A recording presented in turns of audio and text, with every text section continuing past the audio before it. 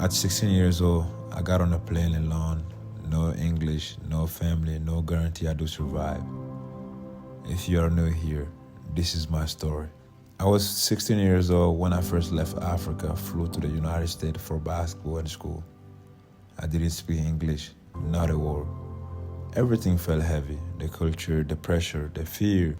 The first 3 months, I was lost, I was scared, I questioned myself every night, but God placed angels in my life.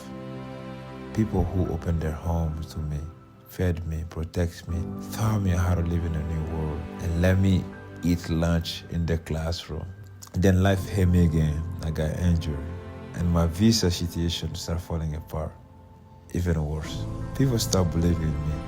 They thought my story was already over, but I wasn't done yet. 10 months later, I walked into the hardest situation of my life, and it changed me forever. Follow for part 2.